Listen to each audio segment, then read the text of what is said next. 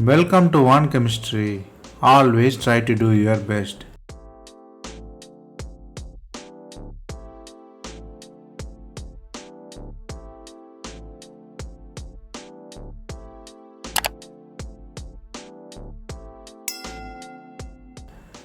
Now, let us see about 100 conversion in organic chemistry.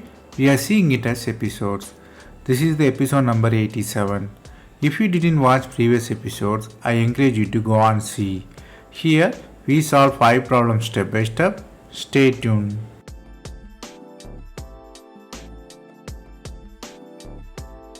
Let us see the question number 1. The starting metal is cyclopentadiene with side chain containing ester. Then you are using the boron, which is 9 ppm, which is bulky. Along with that, you are using hydrogen peroxide and NaOH. Next step, you are using tosyl chloride and triethylamine and base. They ask you to find the product. The products are mostly differ in the stereochemistry and ring closure. If you see, the ring closure is occur with ester, kind of cyclic lactone is there. The ring closure in the cis fashion or trans fashion is the one choice. Other choice is the COH on the side chain. So ester is formed or COH is formed. So the question is really about ring closure versus stereochemistry. The answer is A. Let us see how.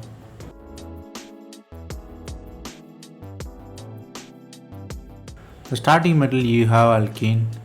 The starting metal you have diene and you are using the boron. So you might expect the hydroboration. What really happens is hydroboration occur at the second position. Normally it is kind of anti-Marconic at the end. Moreover, the addition is on syn addition and the ester group is below the plane. To avoid the steric effect, the hydroboration occur above the plane. Single step, 3 different facts. This is all due to the bulky boron, which is 9 ppm. This role is similar to BH3 but differ only in the bulkiness. Next step, you are using tosyl chloride and amine. It converts OH into OTS. OTS is a good leaving group. Next step, you are using the base. So what really happened? The base doing the replacement reaction. It's a kind of second order nucleophilic substitution SN2. So inversion in configuration occur. So OTS is above the plane and OH is below the plane. So the both will come below the plane. So the possibility of condensation is there because you have ester there and alcohol there. So intra-condensation, new CO bond is formed there. So OET leaves, you got final product. If you redraw clean way, its answer is A. Here you have to learn 3 important things. One is BH3 addition. If your boron is a bulky thing, the attack will be always happen at the electron rich center and addition is always in addition, BH addition. Then the boron is bulk mean you will get the above side attack, which is stereochemically important there, or you can say anti-attack.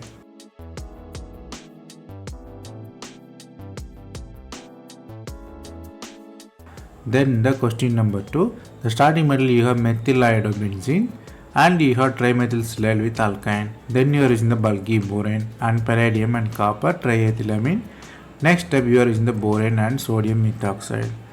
They ask you to find the product. The products, the alkyne converted into alkene. So the conversion is whether E or Z or cis or trans is the question here. The other possibility is a direct coupling or oxidation to the aldehyde. So from the reagent palladium, you might guess it's an amine reaction involved and bipone configuration is the real question here. The answer is A. Let us see how.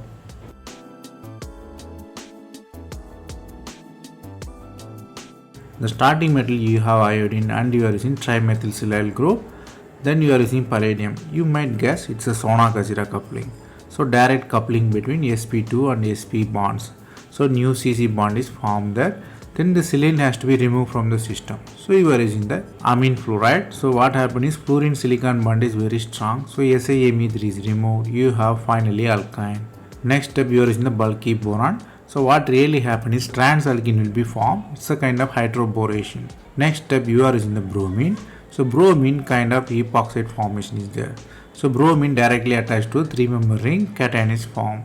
Here ring has to be opened. So ring is opened. Here what really happens is one bromine is attacked first, second bromine is attacked second. So dibromination reaction happen. Then you have to remove the boron from the system. So what really happens is boron removed by the base. Here elimination is anti. Already you have anti-H or you can say EH or trans H, again the anti-elimination. So you got final product cis form or Z form. So elimination will be an anti. So the answer is clearly A. Here you have to learn two important things. One is Shona-Kazira coupling. Shona-Kazira coupling gained importance because the coupling is between sp and sp2 carbon or double bond and triple bond. Then the second thing is the elimination here. Here the elimination of bromine is anti-elimination and bulkiness of bromine also anti. So both anti leads to the retention of configuration here. You got the cis form at the end.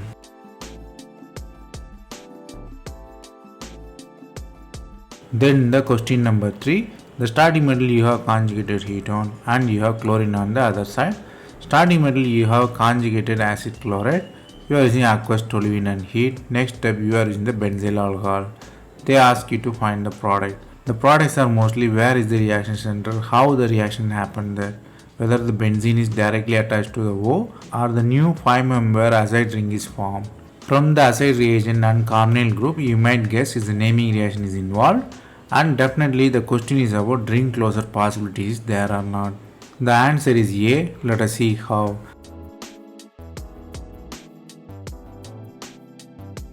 The starting metal you have acid chloride, chlorine is a good leaving group.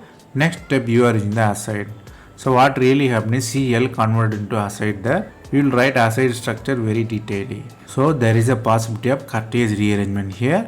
The acid group converted into isocyanate by the vinyl group migration. So you have NCO. Next step you are using the alcohol. Alcohol attach the nucleophilic carbon there. You have new CO bond is formed. So the product is clearly A. So what is special here? The special here is you have to guess the rearrangement and the position of OH attack. So where the OH attack really is the question here. Here you have to learn two important things. One is Cartesian rearrangement. Whenever if you see acid with carbonate, you might think of Cartesian rearrangement. Second thing is intermediate. The intermediate here is NCO and the nucleophilic center is carbon. That's why phenol attack on the carbon, not on the nitrogen.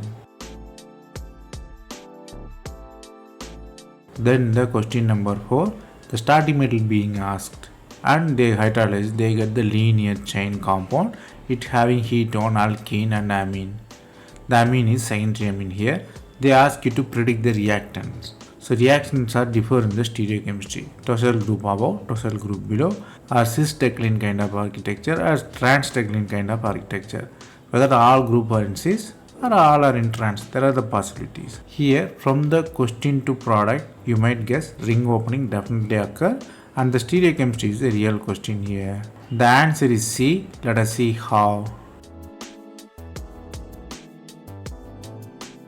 C is the real starting material. We rewrite nicely to the cyclohexene chair form. So we rewrite. Here you have tosylate very good leaving group. You are having the lone pair at nitrogen. So what really happens is simple heating can convert into the ring opening here by very good leaving group. Whole reaction promoted by the leaving ability of tosylate there.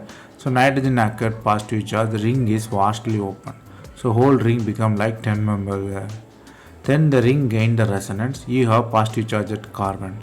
Then you have hydrolyzing, so hydrolyzing lead to the OH and H attack there. So again the charge has to be quenched. So how the charge has to be quenched? The alcohol converted into ketone and the charge is quenched there. So nitrogen quenched, so positive charge is quenched, you have the ketone at the end, which is really the product there. So the answer is clearly C, which is the starting material. Here you have to learn two important things. One is you have to know how to draw the geometry from normal form to chair form, then only you can identify the product very easily. Second thing is charge quenching. You have to always imagine how will you quench the charge. If you don't know the possibility of quenching the charge, definitely the mechanistic pathway is wrong. So you should master the charge quenching.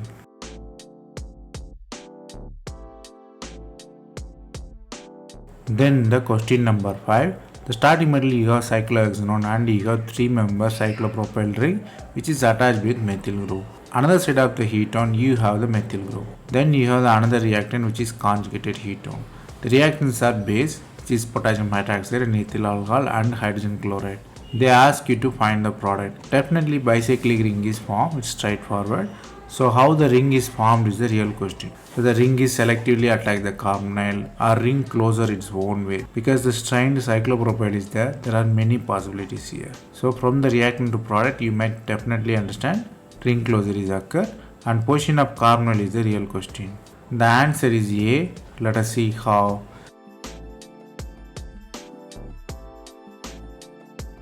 The starting metal you have conjugated ketone and you have active hydrogen there.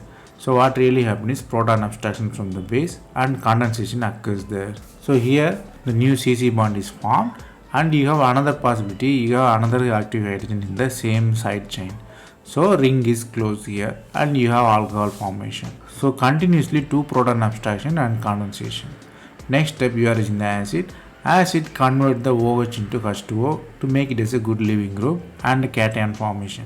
So the cation near the cyclopropyl ring, which is very much unstable there. So ring is open, try to form tertiary cation. So the ring strain is relieved, you have positive charge. Then you have attack with chlorine, you have chlorine attached on the side chain. Then there is a possibility of hydrate shift. Why? Because the conjugated ketone is more stable than non-conjugated ketone. So next step isomerization occur, you have product A. This isomerization is possible because all the carbon in the isomerization involved in the reaction. So the isomerization is possible. Moreover, the other choices are not in the question. Obviously the answer is A. Here you have to learn two important things. One is continuous condensation until there is a proton there. So you are using the base continuous abstraction of proton. Second thing is ring opening. If you have any charge near the strain system, definitely ring opening is occur. Stable cation always form with relieving the strain.